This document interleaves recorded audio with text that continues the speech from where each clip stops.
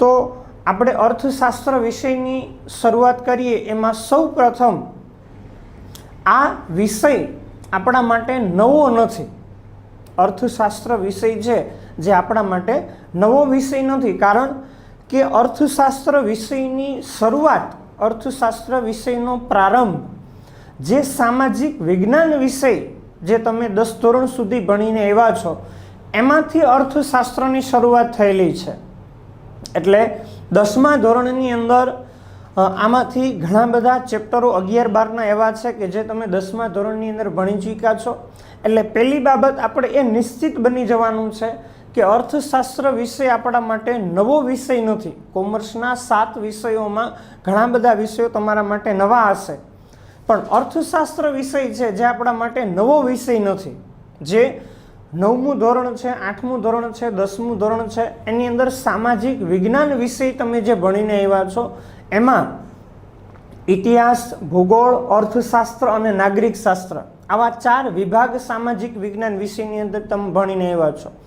એમાંથી એક વિભાગ અર્થશાસ્ત્ર તમે ભણ્યા હતા. તો સૌપ્રથમ આપણે અર્થશાસ્ત્ર વિષયનો શાબ્દિક અર્થ શું થાય છે એ આપણે ભણવાનું છે. બોર્ડ ઉપર અહીંયા લખેલો છે અર્થ, કે અર્થશાસ્ત્ર એટલે શું? તો કે અર્થ એટલે નાણું. અર્થ એટલે નાણું. જે પહેલી આંગળી અને થમ્સઅપ આ નાણાંની નિશાની છે. અર્થ એટલે નાણું. અને શાસ્ત્ર એટલે પદ્ધતિસરનું જ્ઞાન. તો એનો શાબ્દિક અર્થ શું થયો? તો કે નાણાંનું પદ્ધતિસરનું જ્ઞાન આપતું શાસ્ત્ર એટલે અર્થશાસ્ત્ર. એટલે કે જુદી જુદી આર્થિક પ્રવૃત્તિઓની અંદર આપણે કેવી રીતે નાણાં ખર્ચ કરીએ છીએ, કેવી રીતે આવક પ્રાપ્ત કરીએ છીએ, કેવી રીતે ઇન્વેસ્ટમેન્ટ એટલે કે મૂડીરોકાણ કરીએ છીએ, આવી સંપૂર્ણ જાણકારી આપતું શાસ્ત્ર છે જેને આપણે અર્થશાસ્ત્ર તરીકે ઓળખવામાં આવે છે. તો આવો શાબ્દિક અર્થ અર્થશાસ્ત્ર વિષયનો છે. અર્થ એટલે નાણું અને શાસ્ત્ર એટલે પદ્ધતિસરનું જ્ઞાન. આમ નાણાંનું પદ્ધતિસરનું જ્ઞાન આપતું શાસ્ત્ર એટલે અર્થશાસ્ત્ર. આવો એનો શાબ્દિક અર્થ થયો. ઘણા બધા વિષયોની અંદર પાછળ શાસ્ત્ર શબ્દ આવે છે. દાખલા તરીકે સમાજશાસ્ત્ર, તો એ સમાજનું પદ્ધતિસરનું જ્ઞાન આપે છે કે લોકોની જીવનશૈલી કેવી છે એના વિશેનું જ્ઞાન આપે છે. ભૂગોળ શાસ્ત્ર, તો એ પૃથ્વીનું પદ્ધતિસરનું જ્ઞાન આપે છે. નાગરિક શાસ્ત્ર, તો એ નાગરિકોનું પદ્ધતિસરનું જ્ઞાન આપે છે. પછી અમુક વિષયો શાસ્ત્ર છે પણ એમાં પાછળ શાસ્ત્ર શબ્દ લાગતો નથી. દાખલા તરીકે ઇતિહાસ, જે તમે સામાજિક વિજ્ઞાનના પહેલા કન્સેપ્ટની અંદર ભણ્યા છો. 6-7 ચેપ્ટરો તમે ભણ્યા હશો. ઇતિ એટલે વીતી ગયેલું અને નાશ એટલે વર્ણન કરતું. વીતી ગયેલી બાબતોનું વર્ણન કરતું શાસ્ત્ર એટલે ઇતિહાસ. તો આ ઇતિહાસ છે, ભૂગોળ છે, રાજ્યશાસ્ત્ર, સમાજશાસ્ત્ર, નાગરિક શાસ્ત્ર, આ બધા વિષયો છે એ કોઈ એક બાબતનું પદ્ધતિસરનું જ્ઞાન આપે છે. એમાંથી આપણે અભ્યાસ કરવાનો છે અર્થશાસ્ત્ર વિષયનો. અર્થ એટલે નાણું અને શાસ્ત્ર એટલે પદ્ધતિસરનું જ્ઞાન. આમ નાણાંનું પદ્ધતિસરનું જ્ઞાન આપતું શાસ્ત્ર એટલે અર્થશાસ્ત્ર. તો આ અર્થશાસ્ત્ર વિષયની 11મા ધોરણની ઇન્ડેક્સ એટલે કે અનુક્રમણિકા આજના આ લેક્ચરની અંદર આપણે જોશું કે 11મા ધોરણની અંદર આપણે કયા કયા ચેપ્ટરો ભણવાના છે. ફરીથી એક વખત તમને કહું છું કે આપણે 11મા ધોરણની કોમર્સની ટેક્સ્ટ બુક લેવાની નથી, માત્ર એક ફેરબુક બનાવવાની છે. નેક્સ્ટ સમયની અંદર હું તમને એની PDF મોકલીશ પહેલા ચેપ્ટરની, જે તમારે રાઇટિંગ કરવાનું છે. રાઇટિંગ તમે કરી લેશો ત્યાર પછીથી આપણે પહેલું ચેપ્ટર છે એનો શુભારંભ કરશું. પણ આજના લેક્ચરની અંદર 11 કોમર્સમાં અર્થશાસ્ત્ર વિષયની અંદર આપણે કયા કયા ચેપ્ટરો ભણવાના છે, કયા કયા પ્રકરણોનો અભ્યાસ કરવાનો છે એની ટૂંકમાં આપણે સમજૂતી જોઈએ. તો સૌથી પહેલું ચેપ્ટર છે અર્થશાસ્ત્ર વિષય પ્રવેશ, જેની અંદર ભારતમાં અને પશ્ચિમના દેશોની અંદર અર્થશાસ્ત્ર વિષય છે એનો ઉદ્ભવ કેવી રીતે થયો છે. કદાચ આપણને બધાને ખ્યાલ છે ભારતમાં અર્થશાસ્ત્રના પિતા તરીકે કોણ ઓળખાય છે? તો કે ચાણક્ય ઓળખાય છે, કે જેના દ્વારા સમાજમાંથી અર્થશાસ્ત્ર વિષયને એને અલગ પાડ્યો છે. આર્થિક વિચારોને એણે ચિંતન કર્યું છે. એવી જ રીતે પશ્ચિમના દેશોની અંદર એડમ સ્મિથ છે, આલ્ફ્રેડ માર્શલ છે, સેમ્યુઅલ્સન છે, રોબિન્સ છે, આ બધા અર્થશાસ્ત્રીઓ છે કે જેના આર્થિક વિચારો છે જે આપણે આ પહેલા ચેપ્ટરની અંદર ભણવાના છે. પછી અર્થશાસ્ત્ર વિષય છે એનું મહત્વ શું છે, આપણા દેશની આર્થિક સ્થિતિનું આપણે જોઈ શકીએ, આંતરરાષ્ટ્રીય આર્થિક સ્થિતિ તપાસી શકીએ, આપણા આર્થિક વ્યવહારો રોજિંદા જીવનોના છે એ પણ આપણે અર્થશાસ્ત્ર વિષયના માધ્યમથી ભણી શકીએ.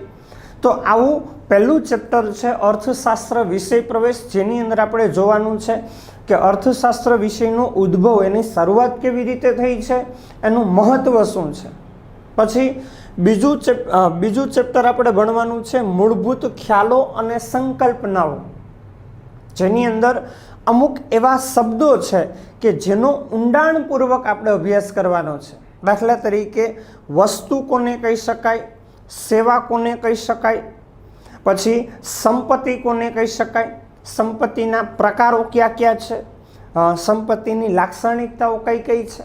આવા બધા શબ્દો છે, વસ્તુ, સેવા, સંપત્તિ, સંપત્તિની લાક્ષણિકતાઓ, સંપત્તિના પ્રકારો, આ બધા કન્સેપ્ટ છે જે શબ્દોના આપણે સંપૂર્ણપણે ગહનતાપૂર્વક અભ્યાસ છે એ આપણે બીજા ચેપ્ટરની અંદર કરવાનો છે. પછી ત્રીજું ચેપ્ટર આપણે આવશે માંગ. માંગ એટલે શું, જે ઘણા બધા સમયથી આપણને કદાચ ખ્યાલ હોય કે કોઈ પણ વસ્તુ કે સેવા છે એ ખરીદવાની ઈચ્છા અને તૈયારી જે આપણે દર્શાવીએ છીએ, નાણાકીય શક્તિ આપણે ધરાવતા હોય તો એને આપણે વસ્તુની માંગ કહી શકીએ. તો એ માંગનું આખું ચેપ્ટર છે જેની અંદર માંગની મૂલ્ય સાપેક્ષતા આપણે તપાસવાની છે, માંગને અસર કરતા પરિબળો આપણે તપાસવાના છે. તો આવું એક માંગનું ચેપ્ટર ભણવાનું છે. ત્યાર પછી પુરવઠો છે, તો એને સંબંધિત આખું વસ્તુ કે સેવા છે એનું કુલ ઉત્પાદન જેટલું થયું છે એમાંથી ચોક્કસ સમય અને ચોક્કસ કિંમતે જેટલા એકમો બજારમાં વેચાણ પાત્ર હોય જેને આપણે વસ્તુનો પુરવઠો કહી શકીએ. કુલ ઉત્પાદન જે થયું છે એ વસ્તુનો જથ્થો છે અને એમાંથી જેટલા એકમો બજારમાં વેચાણ પાત્ર છે એ વસ્તુનો પુરવઠો છે. તો એ પુરવઠાનું આખું ચેપ્ટર ભણવાનું છે. ત્યાર પછી આવક અને ખર્ચના ખ્યાલો, જેની અંદર વાસ્તવિક આવક શું છે, નાણાકીય આવક શું છે, પછી ખર્ચ છે તો સ્થિર ખર્ચ શું છે, આવા બધા ખ્યાલો છે જે આપણે 5મા ચેપ્ટરની અંદર ભણવાના છે. એટલે વિદ્યાર્થી મિત્રો, માંગ, પુરવઠો અને આવક ખર્ચના ખ્યાલો, આ 3 ચેપ્ટર છે એ નિયમો અને સિદ્ધાંતો ઉપર આધારિત ચેપ્ટરો છે. ત્યાર પછી 6થું ચેપ્ટર છે માર્કેટ. માર્કેટ એટલે કે બજાર, જેની અંદર ખાસ હરીફાઈના આધારે અને સ્થાનના આધારે બજારોના પ્રકારોનો આપણે અભ્યાસ કરવાનો છે કે સ્થાનિક બજાર શું છે, પ્રાદેશિક બજાર શું છે, રાષ્ટ્રીય બજાર શું છે, આંતરરાષ્ટ્રીય બજાર શું છે. પછી હરીફાઈને આધારે પૂર્ણ હરીફાઈવાળું બજાર કોને કહેવાય, ઇજારાવાળું બજાર કોને કહેવાય, અલ્પ હસ્તક ઇજારાવાળું બજાર કોને કહેવાય. આવા હરીફાઈના આધારે અને સ્થાનના આધારે બજારના પ્રકારોનો પણ આપણે આ ચેપ્ટરની અંદર અભ્યાસ કરવાનો છે. ત્યાર પછી ભારતીય અર્થતંત્ર, જે કદાચ 10મા ધોરણની અંદર પણ એની અંદર ઘણા બધા કન્સેપ્ટ છે એ તમે ભણીને આવ્યા હશો. ભારતીય અર્થતંત્ર, પહેલાં તો અર્થતંત્રની અંદર કેટલી બાબતોનો આપણે અભ્યાસ કરવાનો છે. તો કે દેશની કુલ રાષ્ટ્રીય આવક જે તે સમયે કેટલી હતી, એના વૃદ્ધિદર કેટલા હતા, પછી માથાદીઠ આવક કેટલી હતી, એના વૃદ્ધિદર કેટલા હતા, માનવ વિકાસ કેટલા પ્રમાણમાં દેશમાં થયેલો હતો, એટલે કે લોકોની સુખાકારી કેટલા પ્રમાણમાં થયેલી હતી. ત્યાર પછી ગરીબી, બેરોજગારી, આવકની અસમાનતા જેવી સમસ્યાઓ કેટલા પ્રમાણમાં હતી, ખેતીની સ્થિતિ શું હતી, ઉદ્યોગોની સ્થિતિ શું હતી, સેવા ક્ષેત્રની સ્થિતિ શું હતી. આ બધાની આઝાદી પહેલાંની સ્થિતિ શું છે, આઝાદી પછીની સ્થિતિ શું છે, એના પ્રશ્નો આપણે તપાસવાના છે. પછી આર્થિક દ્રષ્ટિએ આપણને ખ્યાલ છે કે ભારત એક વિકાસશીલ દેશ છે. તો વિકાસશીલ દેશોની લાક્ષણિકતાઓ શું છે, એમાં રસ્તાઓની સુવિધા કેટલી છે, શિક્ષણ, આરોગ્યની સુવિધાઓ કેટલી છે, રેલવેની સ્થિતિ શું છે, માથાદીઠ આવક કેટલા પ્રમાણમાં છે, માનવ વિકાસ કેટલા પ્રમાણમાં થયેલો છે. તો આવા બધા પ્રશ્નો છે જેનો અભ્યાસ આપણે ભારતીય અર્થતંત્રની અંદર કરવાનો છે.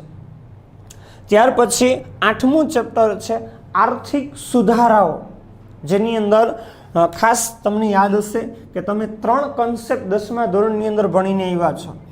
એક ખાનગીકરણ, ત્યાર પછી બીજું ઉદારીકરણ અને ત્રીજું છે એ વૈશ્વિકીકરણ છે.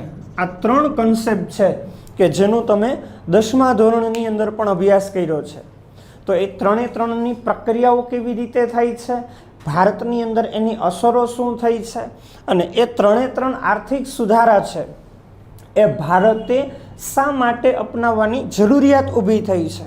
પછી એ 3 આર્થિક સુધારા છે એની ભારતના અર્થતંત્ર પર અસરો શું થઈ છે, સકારાત્મક સારી અસરો શું થઈ છે, નકારાત્મક અસરો શું થઈ છે. આવું ચેપ્ટર આર્થિક સુધારાનું તમારે ભણવાનું છે, જે તમને ખ્યાલ હશે કે ભારતે 1991ના વર્ષની અંદર આ નવા આર્થિક સુધારાઓ અપનાવેલા છે. તો એ ત્રણેયની પ્રક્રિયાઓ, એની અસરો, પછી સકારાત્મક અસરો શું થઈ, નકારાત્મક અસરો શું થઈ, શા માટે આર્થિક સુધારા અપનાવવાની ફરજ પડી ભારતને, આવું ચેપ્ટર 8મું આપણે ભણવાનું છે. ત્યાર પછી 9મું ચેપ્ટર છે રાષ્ટ્રીય આવક, નેશનલ ઇન્કમ.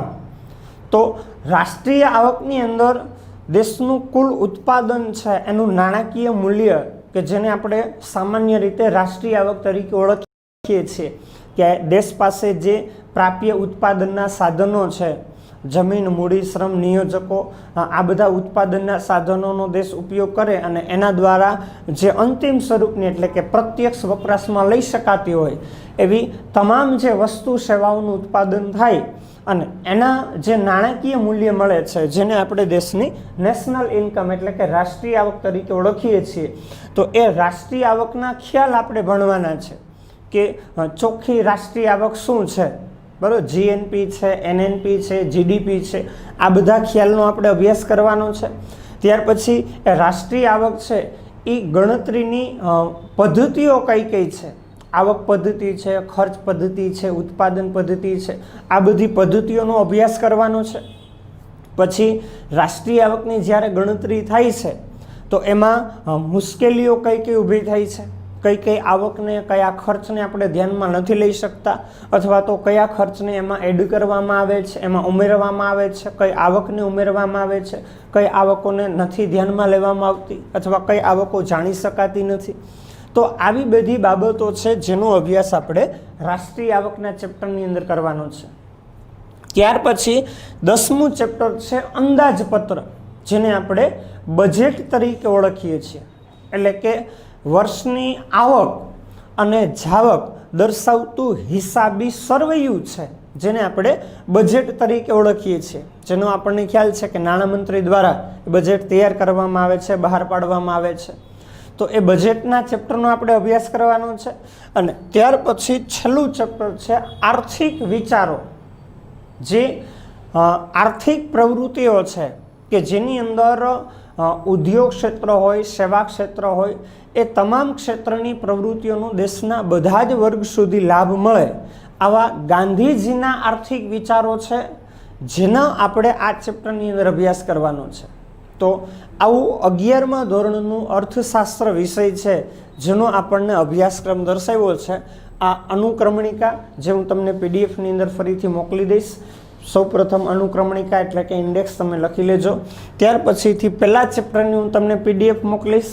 એ પીડીએફ ડાઉનલોડ કરી અર્થશાસ્ત્રની આપણી જે બુક છે 200 પેજની આપણે બનાવીએ છીએ, એમાં 2 પાનાની જગ્યા મૂકી અને ત્રીજા પાનાથી આ પહેલા ચેપ્ટરનું રાઇટિંગ શરૂ કરી દેજો. ટોટલ 11 ચેપ્ટર છે 11મા ધોરણમાં. 12મા ધોરણમાં આવશો તો એમાં પણ આપણે 11 જ ચેપ્ટર છે. ફરીથી એકવાર જોઈ લે. પહેલું ચેપ્ટર અર્થશાસ્ત્ર વિષય પ્રવેશ, બીજું મૂળભૂત ખ્યાલો અને સંકલ્પનાઓ, પછી 3 ચેપ્ટર નિયમો અને સિદ્ધાંતો પર આધારિત માંગ, પુરવઠો અને આવક ખર્ચના ખ્યાલો, 6થું ચેપ્ટર છે બજાર, 7મું ભારતીય અર્થતંત્ર, 8મું ચેપ્ટર છે આર્થિક સુધારા, 9મું ચેપ્ટર છે રાષ્ટ્રીય આવક, 10મું ચેપ્ટર છે અંદાજપત્ર અને 11મું ચેપ્ટર છે આર્થિક વિચારો. પ્રમાણમાં આ વિષય આપણા માટે નવો નથી. આગળ આપણે અભ્યાસ કરશું, એનું રાઇટિંગ કરશું, એને ભણશું તો આપણને ખ્યાલ આવશે કે ઘણું બધું સહેલો વિષય છે, ઘણું બધું અર્થશાસ્ત્ર સહેલું છે. કારણ કે આગળ આપણે આમાંથી ઘણી બધી બાબતો છે જેનો અભ્યાસ કરી ચૂક્યા છીએ, બરાબર. તો અહીંયા સુધી રાખીએ. નેક્સ્ટ લેક્ચરથી આપણે પહેલું ચેપ્ટર અર્થશાસ્ત્ર વિષય પ્રવેશ જેનો આપણે શુભારંભ કરશું.